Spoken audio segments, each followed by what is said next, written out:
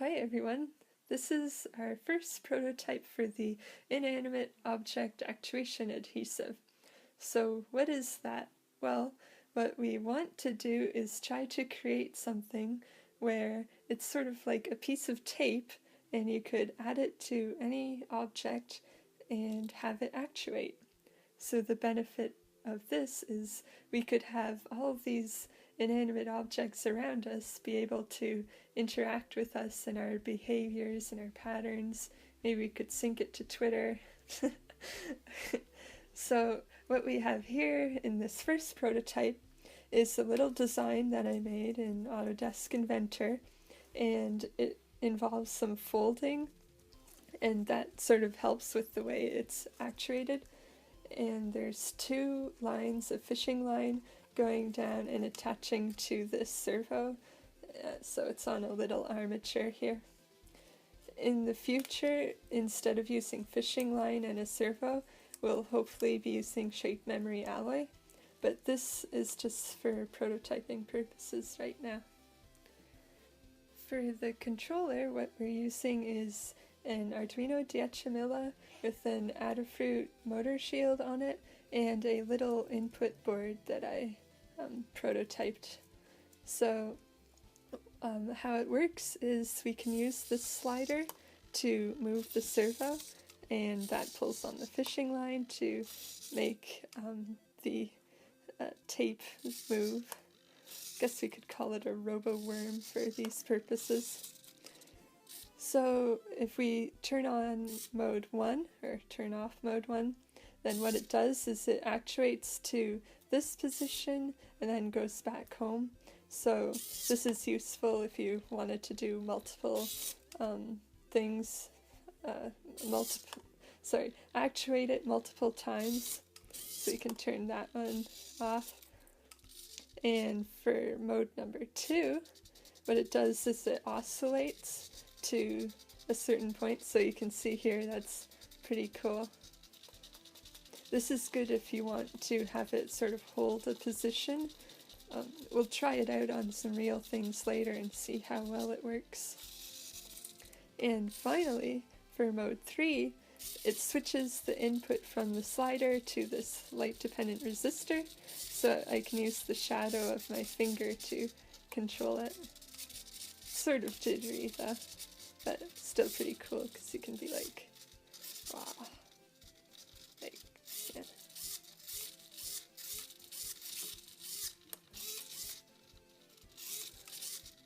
Let's see how it works with both of these modes. Super jittery.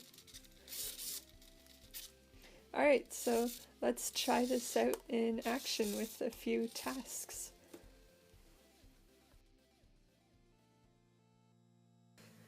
Alright, so test number 1 is, can we open this box of electronics? And yes, we sort of can. So what's happening here is, this is interesting because it took a while to figure out how to set this up. Like, we tried different configurations of this part fixed up here and this part fixed closer to it, but in general this one seemed to be the one that worked the best. So what happens is, as the string is being pulled, then these ones fold up more closely together, which brings this fixed point closer to this one, making it open the box. And it seems that it takes a while for it to close because the folds have to open up again, which is interesting because I thought it would be more dependent on how the fishing line is being pushed or pulled. Sorry, not really pushed, just pulled or released.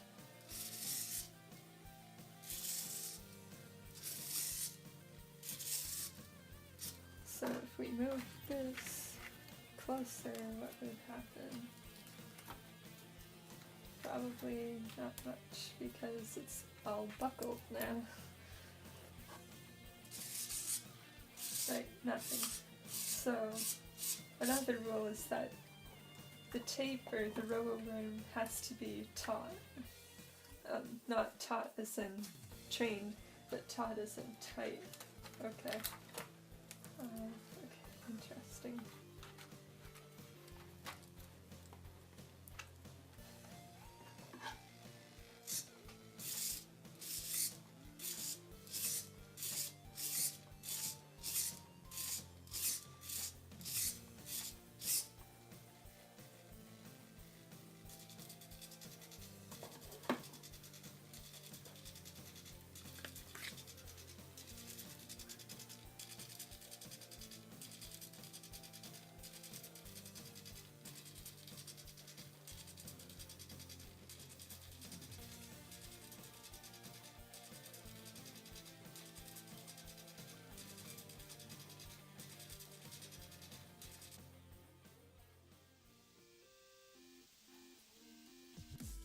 Alright, so here's an experiment where I thought it would work, but it turns out it doesn't. So we have a piece of paper attached to the tape, and it's fixed at this point and then fixed at that point.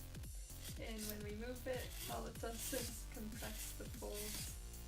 What I was thinking is what it would do would be that it would curl, but obviously that isn't happening because it's going the wrong way, so it's fighting gravity more here.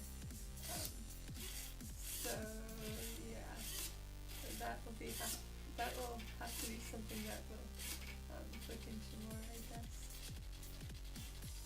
But it can kind of do some interesting movements, but not really what we're looking for here.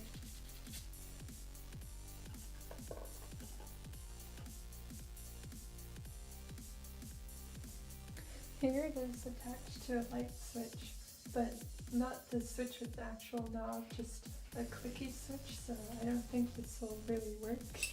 And no, it doesn't really work. Actually, the servo has just detached itself from the robo-worm.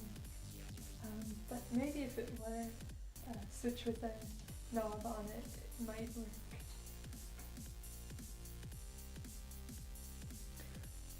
Alright, so let's try to end on a somewhat good note. We have RoboWorm do something for us.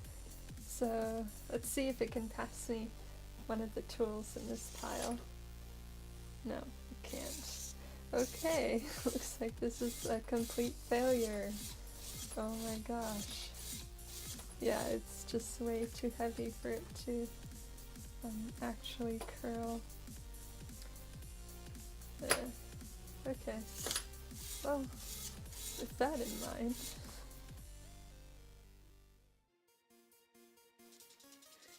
Okay, so this failed a few more times than I thought it would, but really not surprising because it isn't really constructed very well and we need to think a bit more about the design. But this first step leads me to some interesting thoughts, and the first is that when I first tried this prototype, I started out with just a DC motor like this, so a really tiny one. Didn't have that much torque, but I was trying to have it go wind the fishing line around a winch sort of like this, except this one isn't really designed right, but anyway, eventually created a design like this, which is similar to the one you see here. But what I think what will really need to happen is, especially if we switch to shape memory alloy, it'll sort of be the same problem because shape memory alloy is just sort of scrunching up the wire to tighten it when it gets hot and then releasing it. But if there's some sort of way we can like gear it, maybe through multiple winches or spools, I'm not really sure if they're called winches, but maybe spools, and then just maybe even cross-hatching them to make it pull more, I guess. But I think that will be the real key here. And so if we can make that work, then maybe it could have a bit more strength when it's trying to pull these things. And what's also interesting is that, so some, like right here, it can move like in this motion, but when it's facing the other directions, it can only pull, so that'll have to be something we look into more. So yeah, prototype number 1 kind of makes us feel really dumb. That rhymes.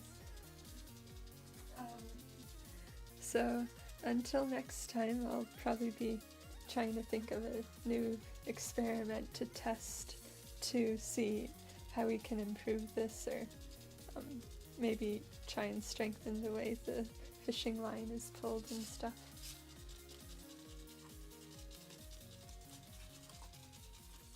Okay, well, thanks for watching.